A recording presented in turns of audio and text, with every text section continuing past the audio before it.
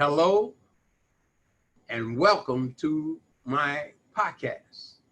This is episode number 6, titled How I Arrived into the Real Estate Business. I want to take a moment to thank each and every one of you for continuing watching these episodes as they unfold into my arrival into the real estate business. I would also like to impress upon you that if you're watching for the first time, that you can always go to YouTube, type in Fisher Realtors.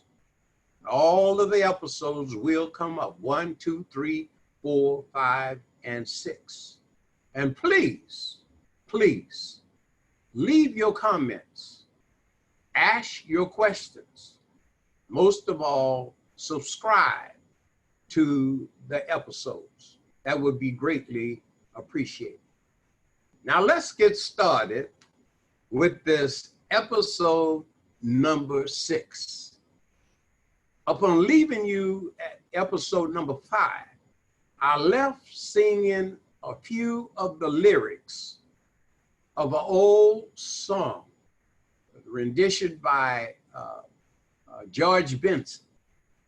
It was titled that everything must change, that nothing remains the same, that everyone will change and no one will remain the same, that the young will become the old and mysteries do unfold. That there are a few things in our lives that we all can be assured of, and that is life will change. The question is, what will we do? Will we be part of the change? Will we change with life? Will life change us and we don't have any say about it? What will we do? That's the question, because adversity, again, will come into our lives. It's how we are able to cope with it.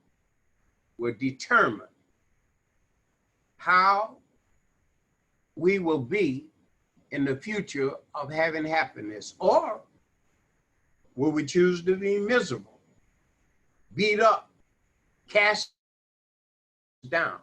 What will we do?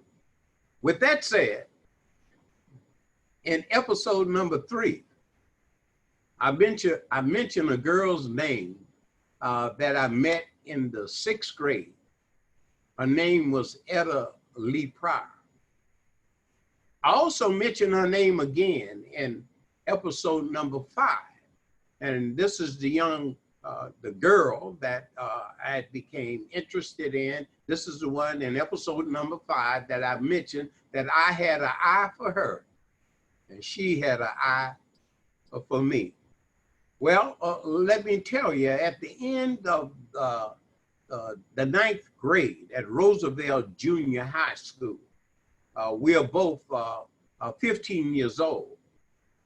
It was in the month of October, immediately following that.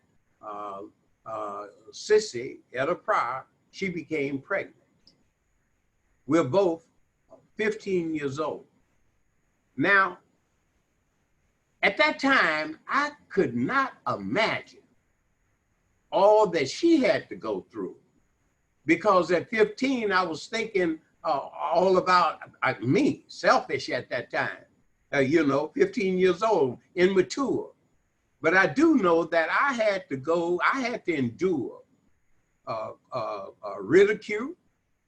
I had to endure fussing, family and friends, criticism, all type of things at that time that I was not prepared for, the decisions we make, even at a young age.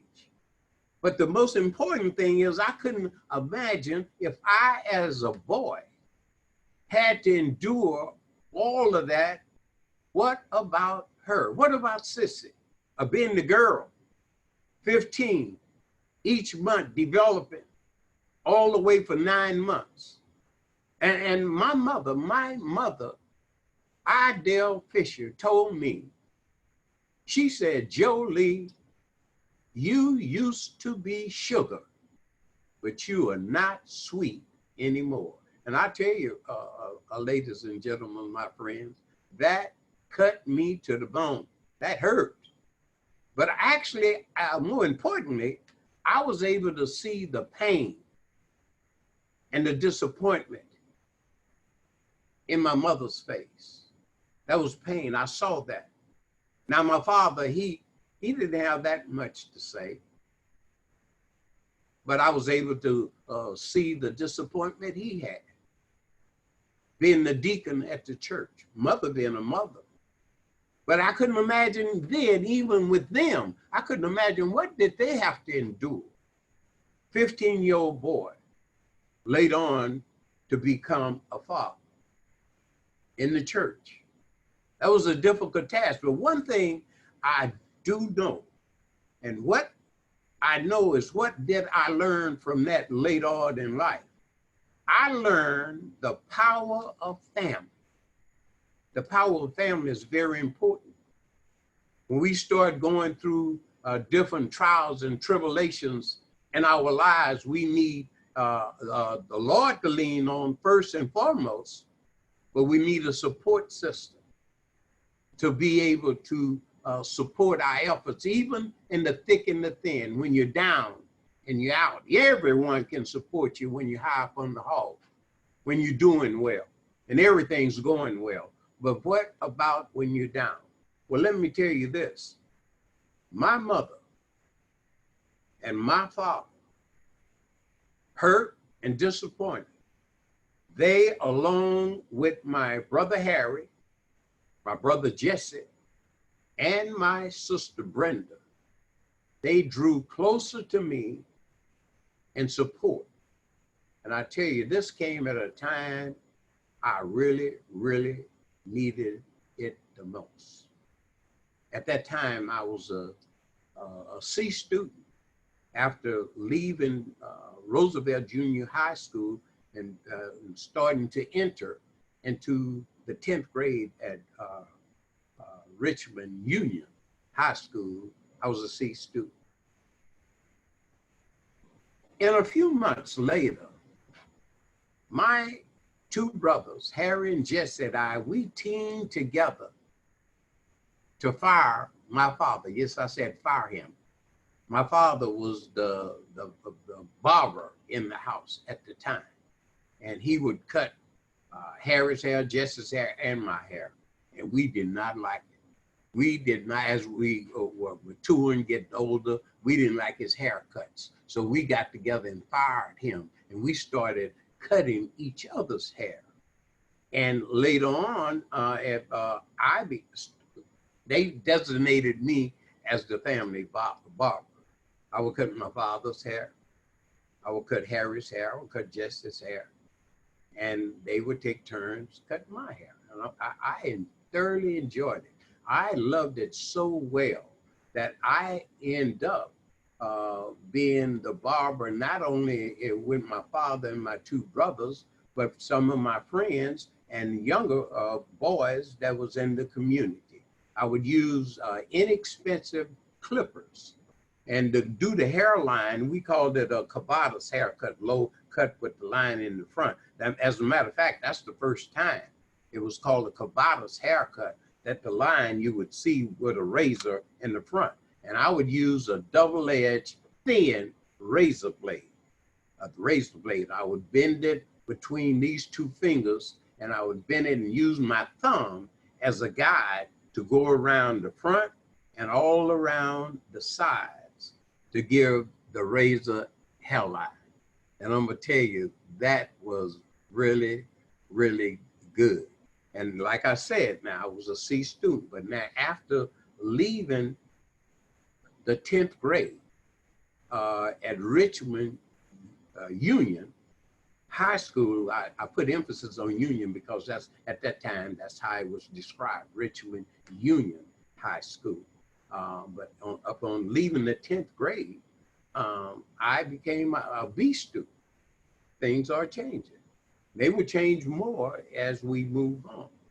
And then after school was out, 10th grade at Richmond Union High School at the month of June. And the very next month, July the 14th, I became a father. Deborah Renee Fisher was born July 14th, 1959. I'm just got out of the 10th grade, Sissy and I.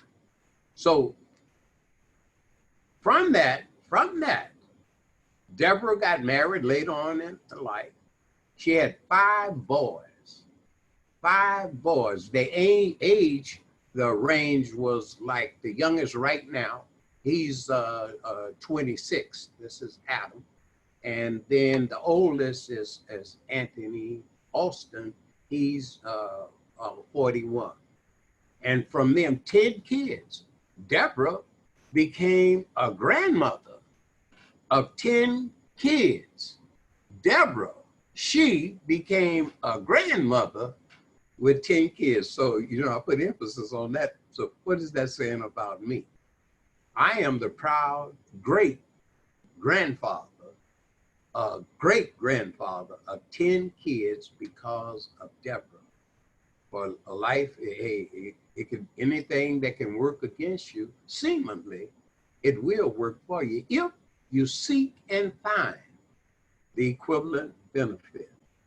Life is good. Now, I'm going to end that, but you need to be with me on 7 because it'll constantly unfold into another level as we arrive into this. I had 2 questions posed to me at the end of episode number 5. I will address them at the start of episode number 7. The question, the first question was, how long will it take me to arrive into the real estate business? That's one.